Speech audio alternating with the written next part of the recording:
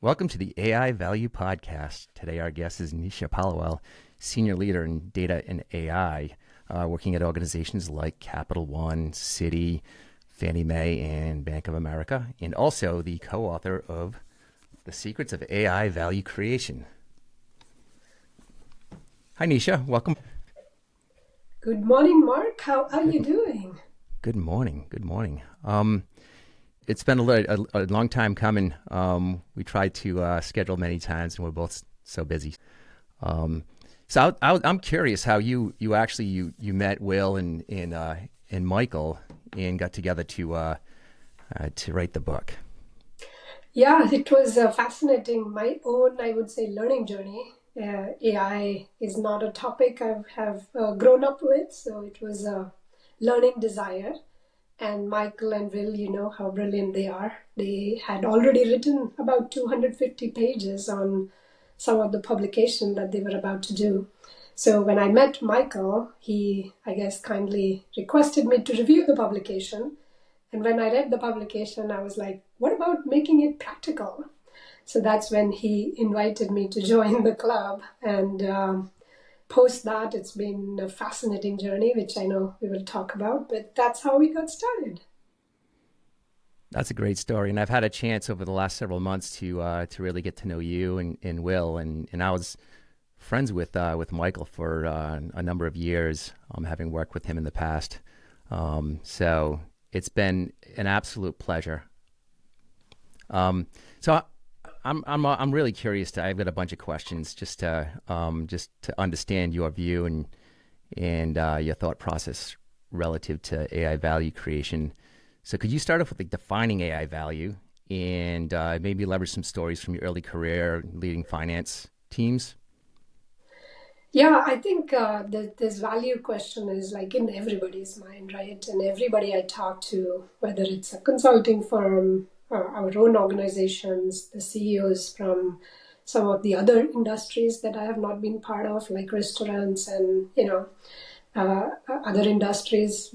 It's been a fascinating question about how do I reap the early benefits of this fascinating tech that we are dealing with, artificial intelligence.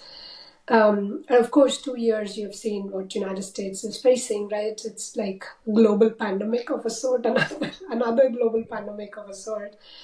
I think from any tech, the value to me is, of course, very relevant to the business and the context we are.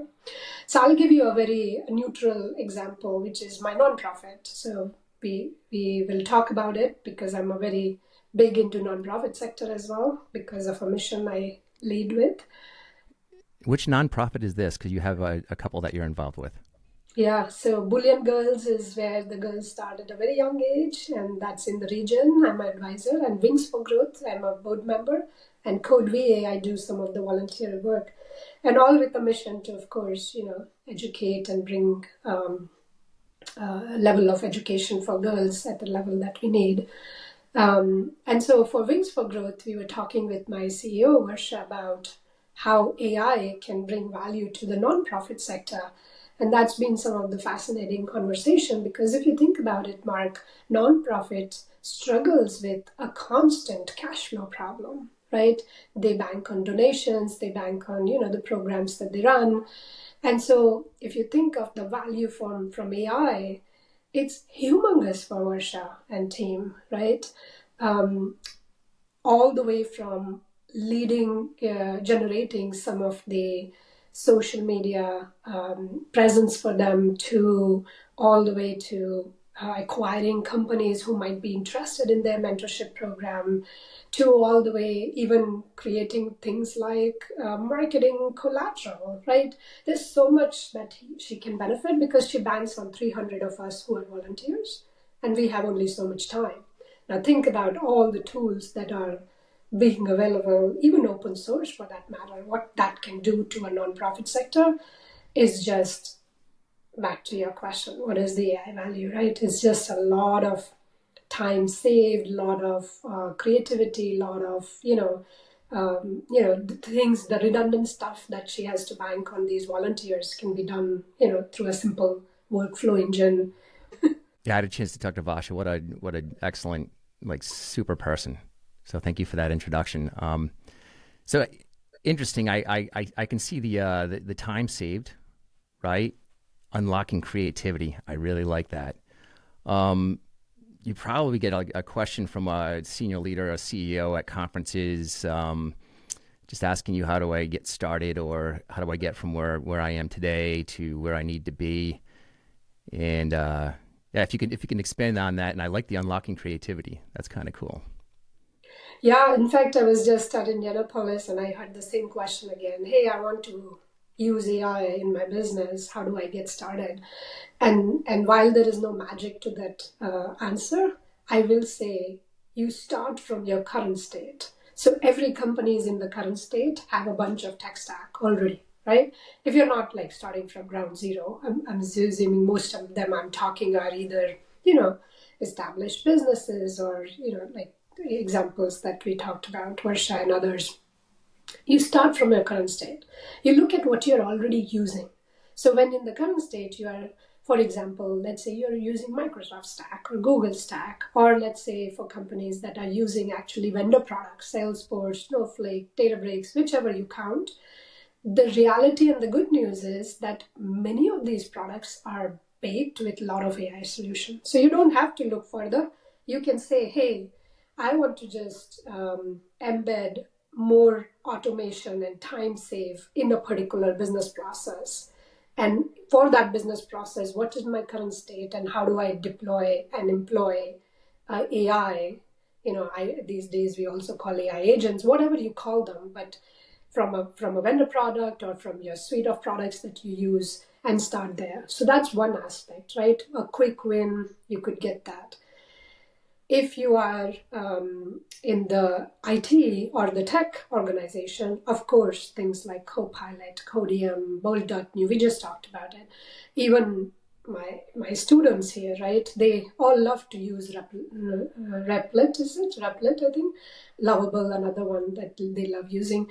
The idea is, how do I get quickly started and generate that code base? And of course, what you want to use out of it is, somebody was sharing a image yesterday, is okay, you generated the code with 2 prompts, but then you are spending 3 hours debugging the code, right? Like you have to know what you are trying to create, right?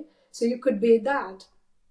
And then the third bucket could be, oh no, I really want to revamp. Like I just posted one this morning, Mark. I don't know if you saw my post. I was listening to Satya Nadella, who was talking about the AI strategy at Microsoft.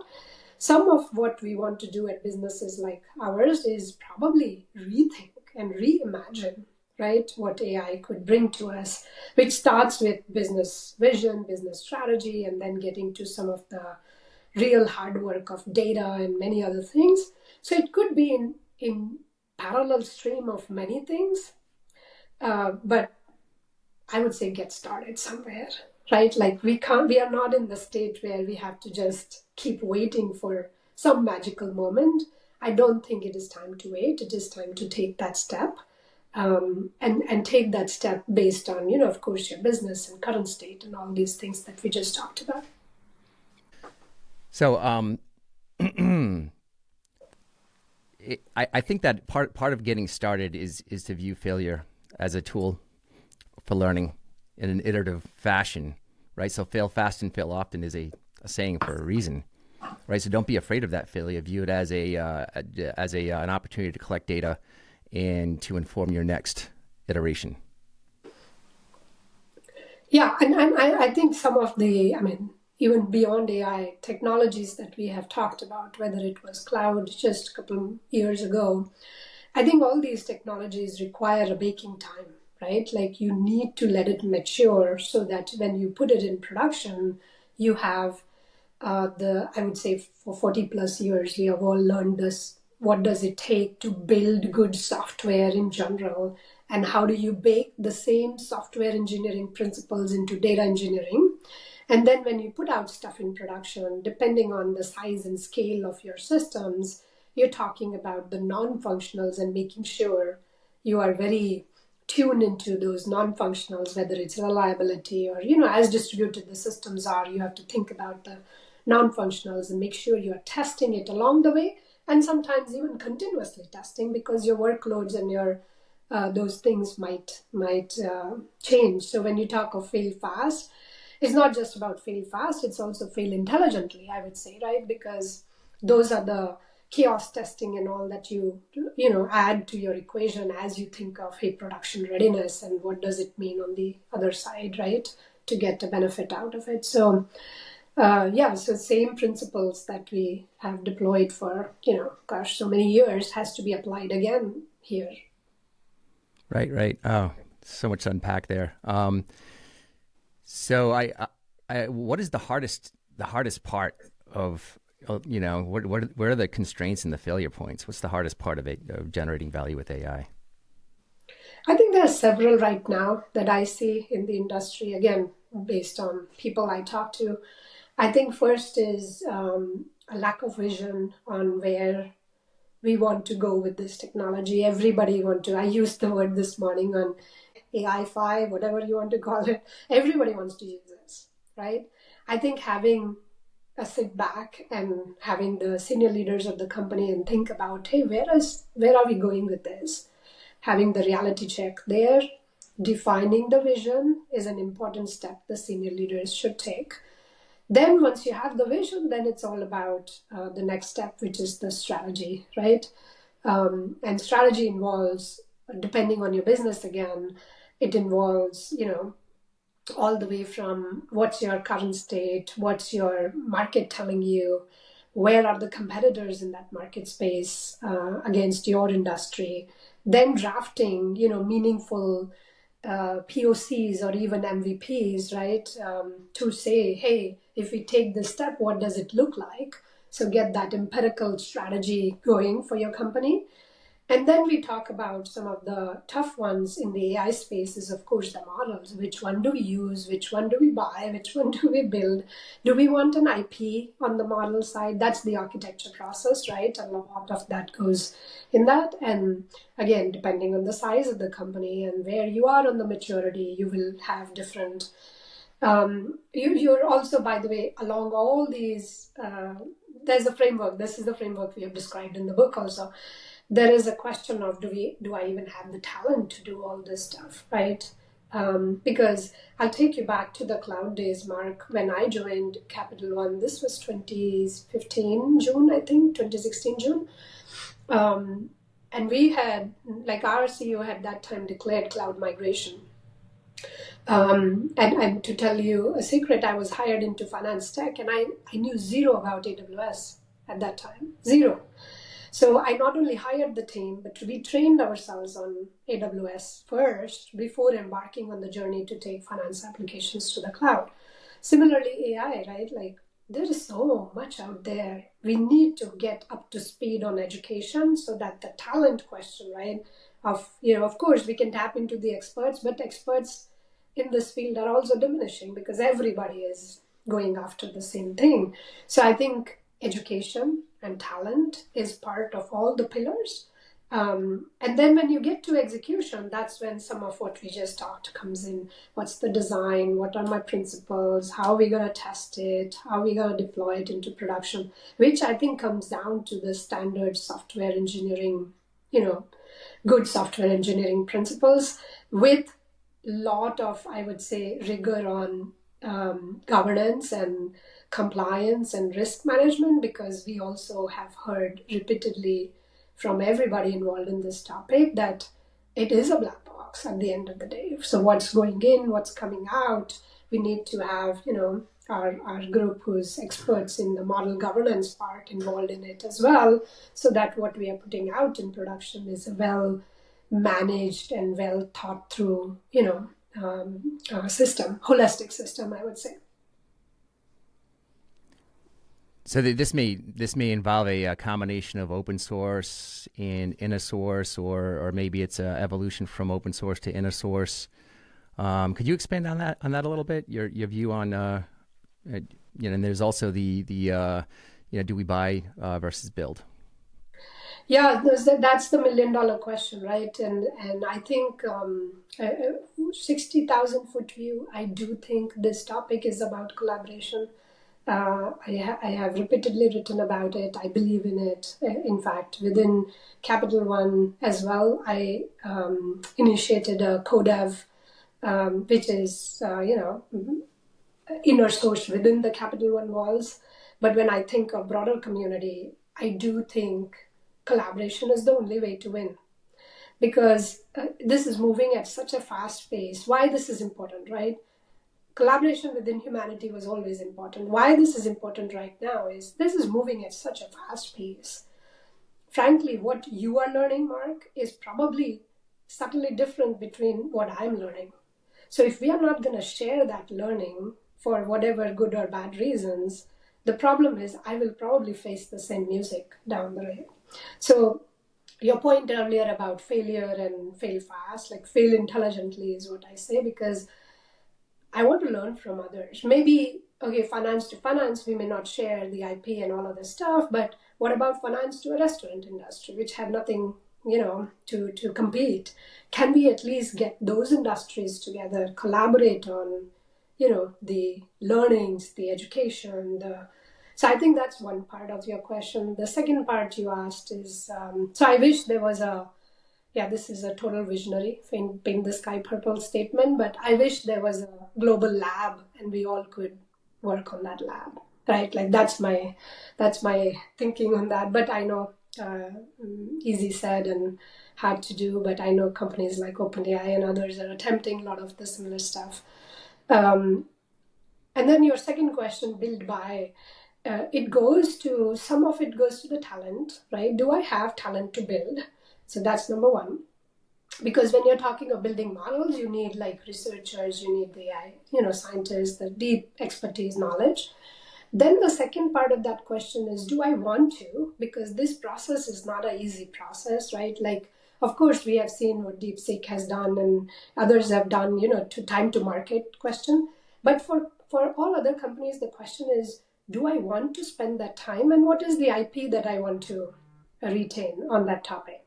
So when you ask those questions, you get the answer of build by as well, right? Because those are some thoughtful questions that you'll have to answer is how much appetite. And also I would add things like cost to the factor. So there's a framework, I know, Michael, and we are working on a framework for our website as well on this. How do you think about that build by equation? Because all these factors have to put in, back to our example of nonprofit with Varsha. She doesn't have money to do all this stuff. So how does she deploy some AI for her nonprofit? That will be a different question altogether. So I think it all depends in the context we are saying, but what is the framework by which we decide the build by is the probably the thing we have to solve for. Right. Understood. So, I mean, there's so much interrelated to everything we've discussed so far. It's yeah. So the when it comes to that question you get from a CEO and understanding your starting state and making that decision, which is I can imagine that time to value is a factor, right? So velocity, how quickly can you learn and iterate from your data? And if you can do it faster than anybody else in your industry, then you will win.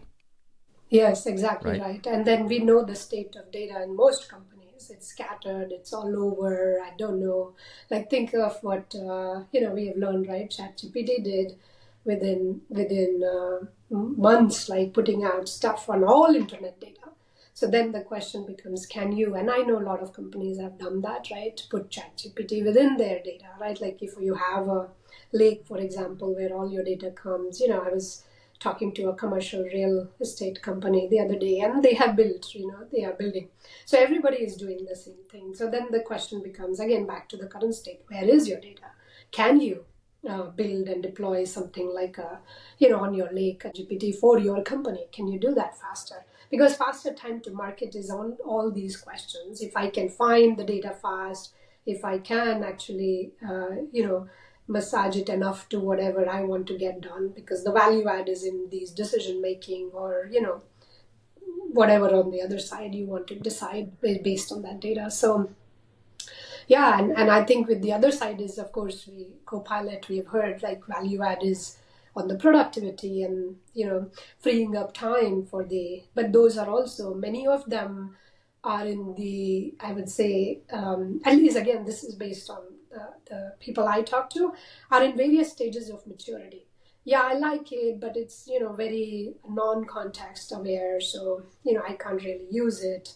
Others say in the research field, like I was talking to somebody in the research field, they love it. Why? Because they also get the links to where is the information coming from these days. So those things are becoming more and more free and open, which is fascinating how people are generating value in their own, whatever work they are trying to perform. Sure. I think it's all about being able to ask important questions and get useful answers to your questions in a timely fashion. So when the pandemic was breaking out, I know an organization that hired McKesson to perform a study, what will the impact be of the pandemic on our business? And they collected all the data and they sifted through things for months. And by the time they came back with the answer to the question, the actual impact to the business had already been realized. Yeah, that's a classic one, right? How much time it takes to.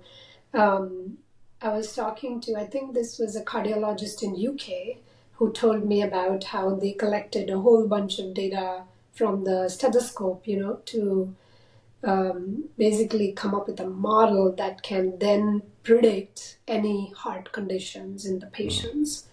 Um, it took them 3 years, Mark, to do all that work, and now they are mainstream in UK, not in US, but they are mainstream in UK, and now they are saving, probably millions of lives just predicting, right? So yes, it is. The question is here and now. Give me the answer. The question is, hey, if I did this 3 year work, then there in future, what is the answer? Because some of the healthcare problems that we are dealing with are even impossible, and this technology is making it possible because we can now collect the data, feed it. Yes, for of course pharma and medical, this is, just I get goosebumps thinking about the art of possibility, right? And the value Sure. add of future generations, right? You think of, your kids, my kids, right? Whoever are even the younger generation, right? And what is the value for them, right? That value add is, while you can't fathom here and now, that value add is, hey, a couple of years from now, they'll be able to see and benefit from this, right? Right. No, absolutely, absolutely. So interesting. I actually have Copilot on my all my kids' mobile devices. So it's like you just got to learn this stuff. And some parents are like shutting it down, and I'm like, let's turn it on, because it's all about being able to compete. And Yeah. it is a competition, whether you like it or not. With that in mind, like how a business is going to survive in this environment. It's it is a matter of survival. It's right. I think the word comes to mind is agility and adaptability. I think all businesses, no matter which business you are in, needs to rethink the strategy. Adam Grant wrote a wonderful book, Rethink. I don't know if you've heard of it. Think Again, his podcast, I think. That's my next book. Yeah, I All think right, I just deal. love everything Adam wrote in that book because I think that's so pertinent to where we are today. I think all businesses are getting disrupted, no matter which business we are talking about. And I think the businesses that gonna win will be who have the ability to rethink and then go through that cycle that I just described: vision, strategy, architecture, execution. Because if you don't spend time in vision and strategy, you're going to be always on just reacting to all the things that's happening in the market. And the winners, the CEOs from very small companies to very large companies, the CEOs who are able to spend time on vision and strategy for their company, no matter the size of the company, they are going to be able to redefine, hey, how is AI and agentic AI or Hmm. next generation agent, whatever is the next thing, how is that impacting my business, and what I need to take into account so that I don't get irrelevant and stay in the marketplace. So knowing your competitor, the framework that I just described, Sure. knowing your competitors, knowing what talent pool you have, making sure your talent is constantly educated. Because I was talking to a small consulting shop CEO the other day, Mark, the same question came up because you look at consulting business, it's tanking. What I used to be able to do with a 100K McKinsey consultant, I'm able to do with a $20 or $200 maximum license, right? Because all that data is now readily available on my fingertips. I don't need an analyst, for example, right? Because it not only gives me data, Mark, the beauty is it gives me the sources of the data. So yes, it's public data, but I have everything on my fingertips. So I can pay $200 or $20 and get all that stuff, right? Yes, how relevant it is and all that, you make accuracy, all that we talked about. But again, are humans more accurate? Is AI more accurate? Like that's a debate we can continuously have, but we used to rely on all of that. Now, so this consulting firm CEO was talking to me about the same question that you asked. Hey, how do I remain relevant in this market? Should I spin up another business? Should I do something else? I'm like, I am glad, first of all, you are taking time to think that strategy because that's how you will remain relevant. Otherwise, I don't know how many consulting shops are there in the United States, but make up a number, 100,000, A whatever. million, it's a lot. Yeah. If So you count individuals, yeah. yeah. So talk about which one will be relevant, right? If they don't think what they are offering, right, and how are they offering, right? All these will matter. So anyway, my 2 cents is to think through that same framework, and every CEO's job has to be to spend time on the strategy part and the vision part. Right. So a healthy level of paranoia and anxiety. So you're looking at the vision, the strategy, and then there's sort of the governance of it, thinking in that order, perhaps. But in order to enable this, you sort of have to have those foundational elements that are governed, and that domain-specific semantic layer to support it, which is probably the most time-consuming part. The example that you provided with the medical imaging, they needed a domain expert to label all of those images and to capture the knowledge, so it would have some sort of ontologies repository, and it's a non-trivial exercise. Yes. Right? It is standardized. You're talking about standardizing, right? And yes, if we don't have a standard way to talk about, whether it's customer or account or transaction or whichever touch point within your businesses, if you don't have, whether it's financial sector, whether it's hospital system, take any, then that ontology that you talked about. And actually, if you go back a couple of years in my experience, I was at Bank of America when I came across this for the first time. All the companies like IBM, Teradata, they all used to provide this thing called data model. And it used to be specific to that industry. It is not a new concept, by the way, right? This data model. Now we are talking again about it. And I know people like Fei Li and others have spent time in labeling of unstructured data and all that. Now you add that to that equation, this concept of standardizing your data per your business, whatever business you are in, and making sure when you bring your data that everybody in the company has the same definition, so that by the time we feed it into the AI models, there is that consistency of what's getting fed. Now, unstructured data has added the new element, because depending on whether it's a video file or a PDF, whichever you're talking is unstructured, then you are absolutely right. The time spent, the dirty work, the longest pole in this is knowing that data. And then being able to, of course, companies like YouTube and others have done it for many, many years, right? And they have mastered the art of labeling the data, making sure they get the extraction of the, most common things that they want, so that the value add is related to what, you are getting. But yeah, that is definitely the hardest problem in the industry right now is data. So Google labeling internet images is very different than a histopathologist labeling cross sections of human tissue, right? And then having an expert at like a PhD level individual that has the desire, or just can actually sit there and do that mundane work for weeks upon weeks, if not months, right? Because it is laborious, and that's typically what you give to a entry level person. Here, label these images, right? So that's the big constraint: finding an expert that is actually willing to do that type of work. Yeah, or again, the challenge for us might be building those models who can be that entry level person, right? Again, I think the art of thinking is beyond our imagination, but I say, okay, yeah, if that's the most difficult task, we should spend all our energy in coming up with that Right. ontology together. Back to our collaboration point, right? This might be the collaboration point that, hey, let's up all of us together. Because, Mark, another thing on my mind is the resources are very limited on these things. And every company is spending same type of energy and resources on these things. Is it the smartest way the humans want to live? Or do we want to collaborate on this topic and make an ontology that we all can live with and that can serve all our business use case on the other side?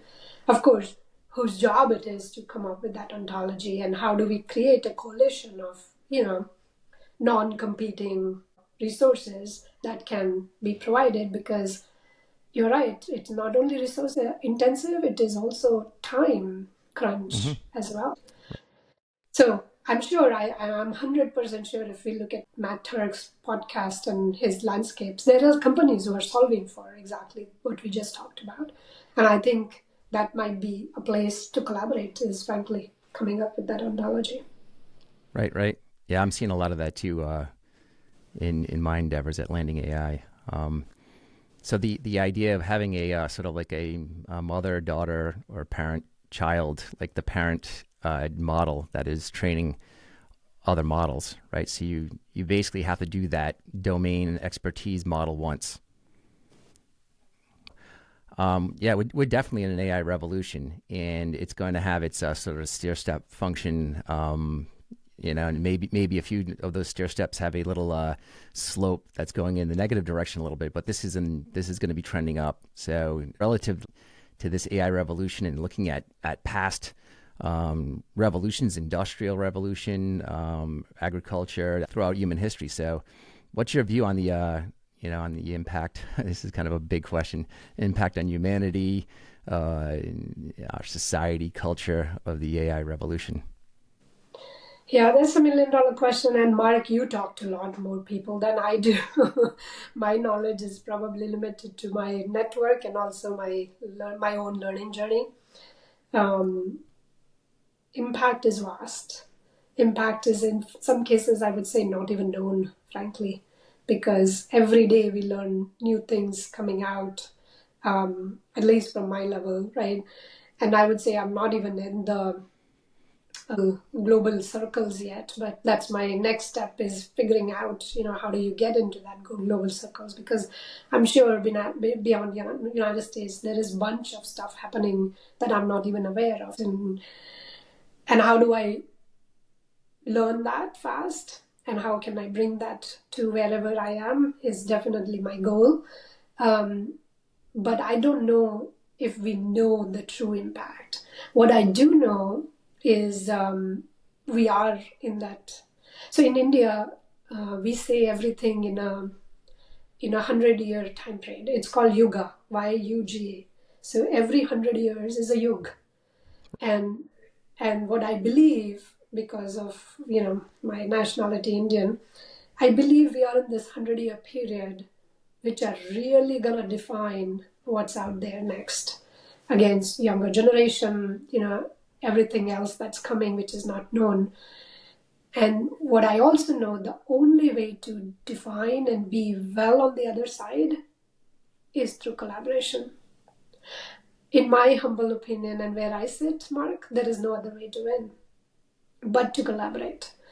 And of course, that what we win on is to be written down, but it cannot be at the mercy of few. it has to be at the hands of millions. We are what, 8 billion on Earth, and we need to somewhere lock arms and do this together, right? Many things that we just talked about.